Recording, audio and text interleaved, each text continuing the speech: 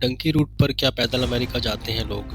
आप किसी दूसरे देश की यात्रा करने के बारे में सोचते हैं तो आप अक्सर एयरप्लेन से जाने के बारे में सोचते होंगे, लेकिन कुछ लोग इसके लिए बेहद खतरनाक तरीका अपनाते हैं जिसे डंकी रूट के नाम से जाना जाता है।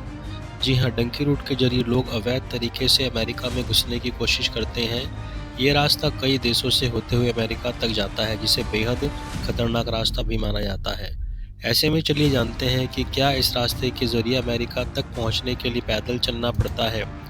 क्या है डंकी रूट? अब सवाल ये उठता है कि आखिर ये डंकी रूट है क्या और इसे कितना खतरनाक क्यों माना जाता है? तो बता दें, यह एक तरह से विदेश जाने का बैकडोर रास्ता है। ऐसे लोग जिन्हें वैध तरीके से किसी देश में जाने की इजाज़त नहीं मिलती या फिर वहाँ का सीधा वीज़ा नहीं मिलता, वो डंकी रूट के ज़रिए अपनी मंजिल तक पहुँचने की कोशिश करते हैं। जैसे यदि किसी व्यक्ति को अमेरिका जाना है और उसे अमेरिका का सीधा वीज़ा नहीं मिलता, तो वह किसी ऐसे देश का वीज़ा हासिल कर सकता है जहाँ से अमेरिका जाना आसान हो, अवैध तरीके से एंट्री की जा सकती हो। अमेरिका का डंकी रूट क्या है? अमेरिका तक जाने वाला डंकी रूट खास तौर पर ग्वाटेमाला, होंडुरास, निकरागुआ जैसे देश से होकर गुजरता है।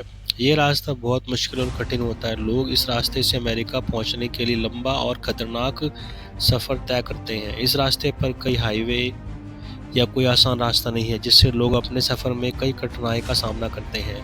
कभी पैदल तो कभी डिग्गी में घुसकर करना पड़ता है सफ़र। डंकी रूट अवैध है, लिहाजा घुसपैठियों की यात्रा का साधन भी अवैध ही होता है। इस रास्ते पर कभी पैदल तो कभी कार की डिग्गी, कभी ट्रांसपोर्ट ट्रक तो कभी कार्गो शिप में छुपकर अपनी मंजिल तक पहुंचने की कोशिश करते हैं। यह तरीका खर्चीला तो है ही, साथ ही जानलेवा और बहुत थकाऊ भी है। कई बार ऐसे अवैध प्रवासी डंकी रूट में चरमपंथियों के हत्थे चढ़ जाते हैं और फिर उनकी ज़िंदगी दूभर हो जाती है। कई बार इस रास्ते में मीलों तक पैदल सफ़र करना होता है और एक देश से दूसरे देश पहुंचने में काफ़ी संघर्ष करना पड़ता है।